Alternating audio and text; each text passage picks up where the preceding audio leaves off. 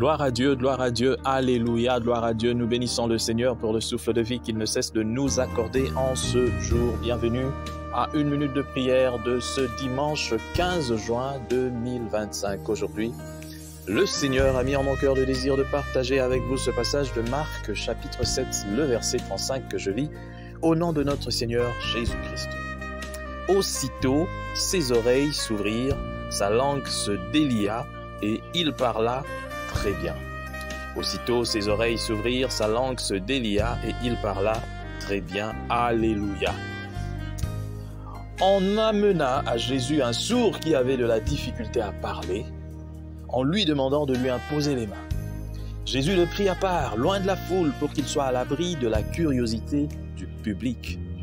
Le miracle qu'il allait accomplir ne devait pas nourrir l'indiscrétion malsaine des personnes qui n'étaient pas venues à lui.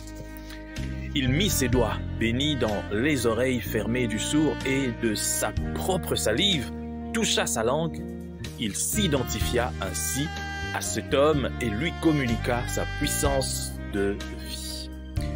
Mais ce n'est pas tout. Levant les yeux au ciel, il soupira et dit « Ephphatha », c'est-à-dire « Ouvre-toi ». C'est l'une des occasions où le Père Céleste nous permet de voir son Fils bien-aimé luttant avec les dégâts du péché et les puissances de ténèbres. En prévision de sa victoire à Golgotha, il ordonne simplement « Ouvre-toi ».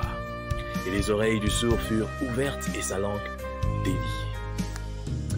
Mon frère, ma sœur, tout enfant des dieux, comme nous pouvons être sourds aussi à la voix de Dieu, à la voix du Saint-Esprit. Sourds à la parole de Dieu. Et cependant, s'il s'agit d'écouter ce que nous ne devrions pas entendre, nous sommes le premier.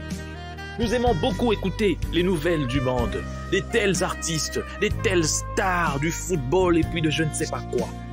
Ça nous amuse tellement, nous disons non, mais ça c'est tellement bon. Et lorsque nous voyons souvent des informations qui nous arrangent parce que nous sommes supporters de tel ou tel, nous disons voilà, et nous prenons cette information, nous la diffusons, nous partageons. Mais combien d'entre nous voient des choses merveilleuses sur le Seigneur Jésus-Christ, sur sa parole, et se disent « Ah non, ça c'est merveilleux, je dois partager ça ». Le plus souvent, nous partageons des choses qui attirent l'attention de tout le monde. Mais la parole de Dieu, qui devrait être notre première source, regarde-toi un peu. Essaie un peu de faire un examen sur tout ce que tu as eu déjà à partager dans les réseaux sociaux et même dans ton profil, tout ça. Combien d'informations sont-ils des vraies sources de la parole de Dieu, qui donnent de l'espoir aux autres, qui enseignent aux autres comment se comporter, qui ramènent les brebis perdues, égarées? Ou bien toi, publier pour toi, ça se résume seulement. Lorsque tu vois une histoire un peu drôle, tu publies. Lorsque tu vois quelque chose qui fait rire, tu publies. Mon frère, ma sœur, il est grand temps que tu quittes cette sourdité spirituelle.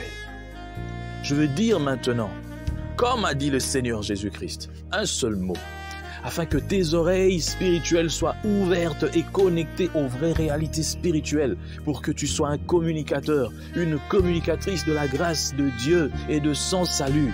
Je dis au nom de Jésus, toi qui me suis maintenant, je dis à tes oreilles, je dis à tes pensées, je dis à tout ce qui est fermé en toi, ouvre-toi au nom de Jésus. Ouvre-toi au nom de Jésus. Ouvre-toi au nom de Jésus. À présent, tu peux écouter la voix de Dieu. Tu peux suivre la parole de Dieu. Tu peux être apte à partager cette parole, afin que cette parole puisse produire encore et encore. Au nom puissant du Seigneur Jésus, nous avons ainsi prié. Amen. Bonne journée à tous.